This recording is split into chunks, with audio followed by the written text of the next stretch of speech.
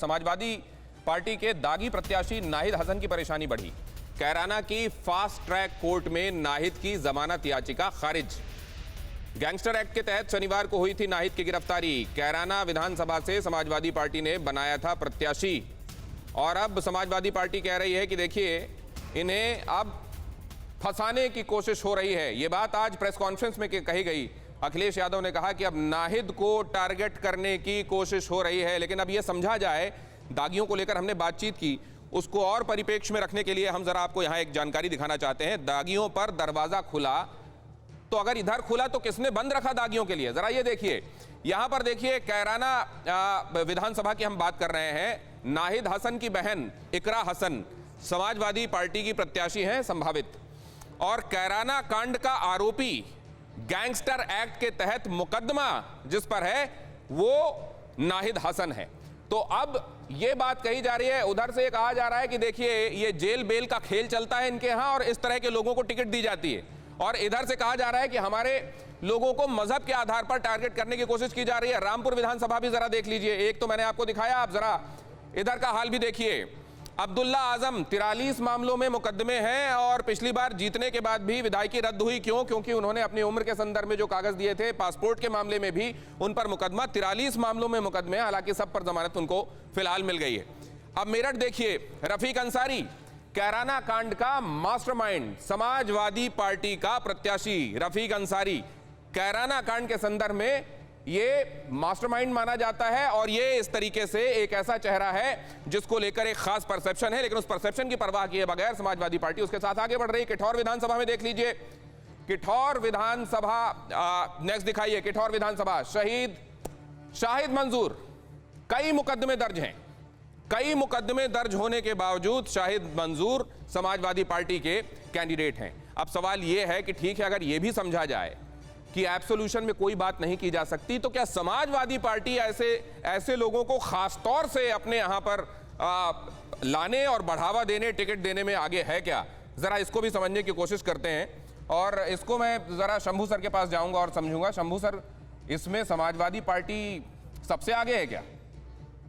दरअसल मैंने पहले भी कहा कि जो रीजनल पार्टी होती हैं उनको अपने सर्वाइवल के लिए कई बार ऐसे लोगों को टिकट देना पड़ता है जिनकी छवि थोड़ा दबंग की होती है। अब और से शाहिद मंजूर को दे सकते हैं। शाहिद मंजूर के पिता भी चूंकि विधायक रह चुके थे, दबंग है, इसमें कोई शक नहीं। अब बहुत सारे आरोप भी होते हैं।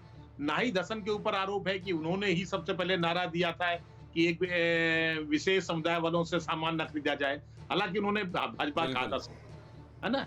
इस तरह के, या स्वार टांडा से जो अब्दुल्ला आजम को टिकट मिलना, आरोप तो इन पर सब हैं, पर क्या आरोप से किसी को सजा हुई है? आपने ये जो बात कही ना सर, दो बातें आपने कही। एक, आरोप से किसी को सजा हुई है क्या? एक, दूसरा ये कि क्षेत्रीय पार्टियों को ऐसे दबंग लोगों की जरूरत ज्यादा होती है। बहुजन समाज पार्टी पर भी ये आरोप लगे हैं कि उन्होंने बाहुबलियों को अपने यहां पर प्रश्रय दिया है, टिकट दी है। श्याम सिंह यादव जी का इस पर भी नजरिया ले लेता हूं। श्याम सर।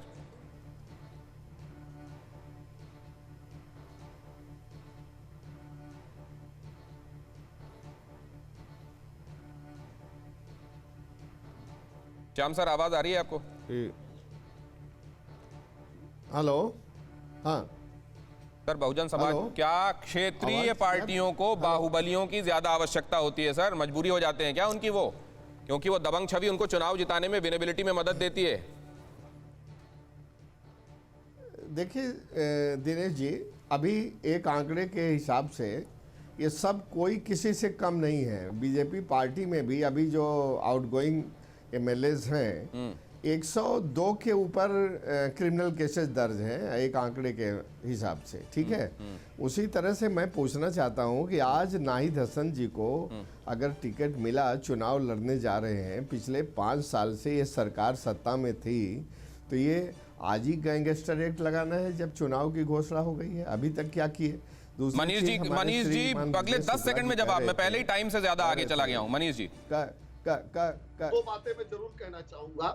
एक तो नाहिद हसन के ऊपर मुकदमा अभी कायम नहीं है। मुकदमा कायम था, फरार थे। जब टिकट मिला तो उन्होंने आत्मसमर्पण किया और आज बेल नहीं मिली। दूसरी बात, मायावती जी ने 2019 के चुनाव में अखिलेश यादव के साथ मंच पे खड़े होकर सहारनपुर में कहा कि मुसलमानों बंटना मत, ये शब्द प्रयोग किया, मैं कोट कर रहा हूं, मुसलमानों बटना मत, नहीं तो भाजपा सर, जीत लेकिन जाएगी। आपको अचानक किसी में ये क्यों दिखाई देता है कि इसका आपराधिक इतिहास है और इस पर कार्रवाई होनी चाहिए? मनीष जी, बहुत धन्यवाद करूंगा आपका, श्याम सर आपका, शंभू सर आपका, ब्रिजेश सर आपका, कि आपने महत्वपूर्ण चर्चा में हमारे साथ अपना कीमती वक्त साझा किया।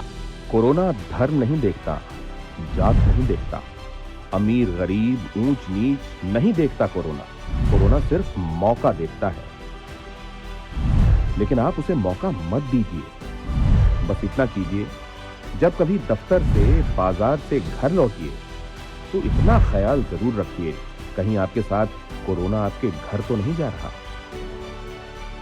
भूलिए मत, कोरोना अभी जिंदा है।